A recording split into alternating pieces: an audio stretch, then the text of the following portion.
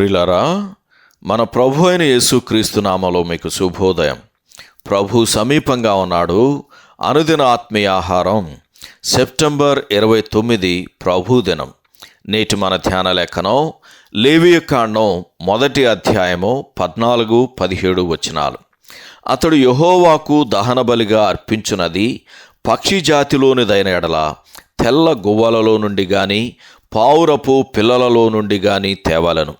అది దహన బలి, అనగా యెహోవాకు ఇంపైన సువాసన గల హోమము. వ్యాఖ్యానాంశం: అర్పణ కొరకు పక్షులు 2వ భాగం దహన బలి. వ్యాఖ్యానాంశం: అర్పణ కొరకు పక్షులు 2వ భాగం దహన బలి. వ్యాఖ్యానం: లేవియకాండములో చెప్పబడిన బలులు మన ధ్యానమునకు ఎంతగానో ఉపయోగపడతాయి. బలులను గూర్చిన ప్రస్తావనలో మొదటిగా కనబడేది దహన బలి. ఈ బలిలోని సమస్తము దేవునికే చెందుతుంది. అయితే దహన బలిగా అర్పింపబడినది ఎద్దు అయితే దాని చర్మమును దహింపకూడదు, అది యాజకునికే చెందుతుంది. అలాగే క్రీస్తు చేసిన కార్యములో మొదటిగా దేవుడు తన వంతును పొందవలెను. దహన బలిగా అర్పించుటకు 3 రకాలైన ప్రాణులు అనుమతించబడ్డాయి.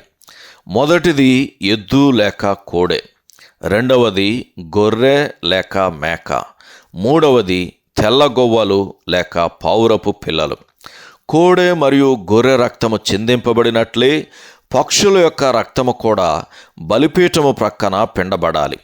మన ప్రాణమునకు ప్రాయశ్చిత్తము చేసేది రక్తమే అని లేవికాండం 17వ అధ్యాయము 11వ వచనంలో చదువుతాము. క్రీస్తు రక్తమునకు నిత్యమైన విలువ ఉన్నందున ఆయన రక్తమే అమూల్యమైన రక్తముగా పిలువబడింది అని పేతురు రాసిన మొదటి పత్రిక 1వ అధ్యాయము 19వ వచనంలో చదువుతాం. బలిగా అర్పించబడు పక్షులు మన ప్రభు అయిన యేసును పరలోకము నుండి దిగివచ్చిన వానిగాను, తండ్రి యొద్ద నుండి బయలుదేరి లోకమునకు వచ్చిన దేవుని నిత్య కుమారునిగాను మనకు కనపరుచుచున్నవి. యోహాను సువార్త 6వ అధ్యాయము 38వ వచనంలోను, అలాగే 16వ అధ్యాయము 28వ వచనంలోను మనం ఈ విధంగా చూస్తాం. ఆయన ఎందుకు ఈ లోకానికి వచ్చాడు?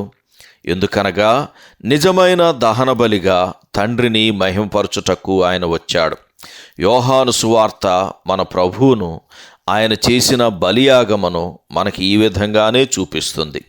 సిలువ వేయబడు సమయము సమీపిస్తూ ఉండగా ఆయన, ఇప్పుడు నా ప్రాణము కలవరపడుచున్నది అనియు, ఆయన ఎప్పుడు చెప్పినట్లే అప్పుడు కూడా, తండ్రి నీ నామము మహిమపరచుము అని చెప్పాడు. ఈ లోకమునకు వచ్చుటలో ఆయన కోరిక అదే. అంతేకాదు, ఆయన మన కొరకు కూడా వచ్చాడు. గొర్రెలకు జీవము కలుగుటకును అది సమృద్ధిగా కలుగుటకును నేను వచ్చితిని అని యోహాను సువార్త 10వ అధ్యాయము 10వ వచనంలో ఆయన చెప్పాడు. మనము మన అపరాధముల చేతను పాపముల చేతను చచ్చిన వారము గనక మనకు నూతన జీవమును నిత్య జీవమును ఇచ్చుటకు ఆయన ఈ లోకమునకు వచ్చాడు. అయితే దీనిని నెరవేర్చుటకు ఆ పక్షులు అర్పింపబడిన విధముగానే ఆయన ఈ లోకమునకు వచ్చి పరిమళ వాసనగా ఉండుటకు మన కొరకు తన్ను తాను దేవునికి అర్పణగాను బలిగాను అర్పించుకున్నాడు అని ఎఫెసీయులకు రాసిన పత్రిక 5వ అధ్యాయము 2వ వచనంలో చదువుతాం. ఆహా, మన రక్షకుడు ఎంత అమూల్యమైనవాడు!